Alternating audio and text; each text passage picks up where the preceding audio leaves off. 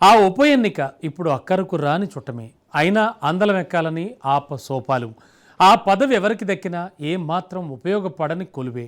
అయినప్పటికీ అంతా తమ సామర్థ్యాలను ఒడ్డుతున్నారు. నిజానికి అక్కడి నుంచి గెలిచినా ఓడినా ఉండేది మహా అయితే 9 నెలలే. ఆ కొద్ది కాలంలో ఎవరున్నా వెలగబెట్టేదేం ఉండదు.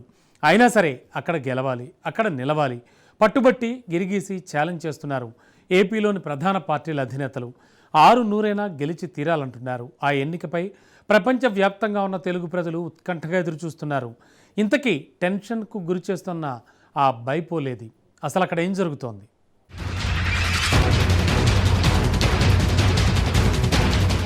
ఏపీ సీఎం చంద్రబాబు నాయుడు, ప్రతిపక్ష నేత జగన్మోహన్ రెడ్డి డి అంటే డి అంటున్నారు. సర్వశక్తులు ఒడ్డుతున్నారు. ఎలాగైనా విజయం సాధించాలని కోరుకుంటున్నారు. అయితే అది వాళ్ళ అధికారం కోసం కాదు, అలాగని ముఖ్యమంత్రి పీఠం కోసం కూడా కానే కాదు. కేవలం ఒక చిన్న జెడ్పీటీసీ కోసం. ఉమ్మడి కడప జిల్లా పులివెందులలో జరుగుతున్న ఉపపోరు గడిచిన 10 పక్షం రోజులుగా ఆసక్తిని రేపుతోంది. వైసీపీ నుంచి తుమ్మల హేమంత్ రెడ్డి, టీడీపీ నుంచి మారెడ్డి లతారెడ్డి పోటీ చేస్తున్నారు. అసలు సిసలైన సంగతేంటంటే పులివెందుల ప్రాంతం జగన్మోహనుడి సామ్రాజ్యం గనక వైఎస్ సొంత కోటను అధికారంలో ఉన్న ఈ సమయంలోనైనా బద్దలు కొట్టాలని టీడీపీ భావిస్తోంది. గతంలో చంద్రబాబుకు చెందిన కుప్పం కోటను అధికారంలో ఉన్న వైసీపీ నేతలు కొల్లగొట్టారు. అందుకే ఉప ఎన్నికను ప్రతిష్టాత్మకంగా తీసుకున్నారు చంద్రబాబు. జగన్ ఇలాకాలో పసుపు జెండా రెపరెపలాడించేందుకు కంకణం కట్టుకున్నారు.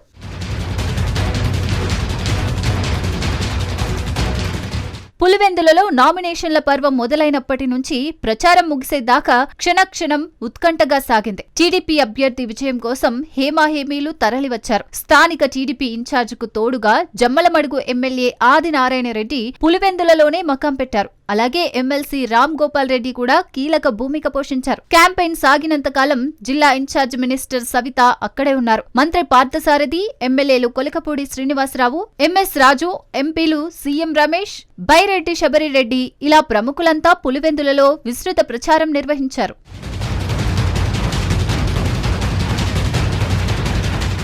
నల్లగొండవారి పల్లెలో రేగిన ఘటన రాష్ట్ర వ్యాప్త వైసీపీ వర్గాల్లో కలకలం రేపింది. స్థానిక నేత వేల్పుల రాముతో పాటు ఎమ్మెల్సీ రమేష్ యాదవ్ గాయపడ్డారు. దీంతో ఫ్యాన్ పార్టీ నేతలు గవర్నర్, ఎన్నికల సంఘానికి ఫిర్యాదు చేశారు. మాజీ సీఎం జగన్ చంద్రబాబును ఉద్దేశించి ట్వీట్ చేశారు. వైసీపీ ప్రచారం కూడా పులివెందుల్లో నువ్వా నేనా అన్నట్లుగా సాగింది. ఎంపీ అవినాష్ రెడ్డి అవిశ్రాంత పోరాటమే చేశారు. వైసీపీ రాష్ట్ర అధికార ప్రతినిధి రాచమల్లు శివప్రసాద్ రెడ్డి, వైసీపీ రాష్ట్ర ప్రధాన కార్యదర్శి సతీష్ రెడ్డి వంటి నేతలంతా ముమ్మరంగా ప్రచారం చేశారు. ఎన్నికల కోడ్ ఉల్లంఘించడంతో అవినాష్ రెడ్డి సహా 150 మందిపై కేసులు నమోదయ్యాయి. అంతేకాకుండా ఘర్షణలకు సంబంధించి మరో 50 కేసులు బుక్ అయ్యాయి. వీటిలో 25 ఎస్టీ, ఎస్సీ కేసులున్నాయి. పార్టీ మారినోళ్లను బెదిరించారంటూ వైఎస్ భాస్కర్ రెడ్డికి నోటీసులు పంపారు పులివెందుల పోలీసులు.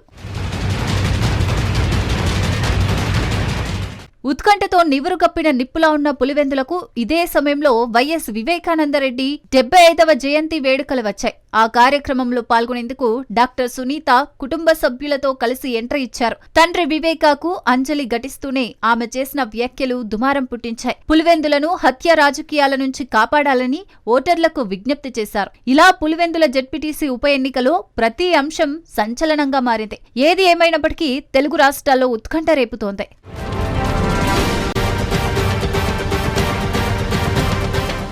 ఎవరు గెలుస్తారో మరెవరు ఓడుతారో తెలియదు. కానీ చిన్న ఎన్నిక సీఎం చంద్రబాబు, మాజీ సీఎం జగన్కు నిద్ర లేకుండా చేసిందనే చెప్పాలి.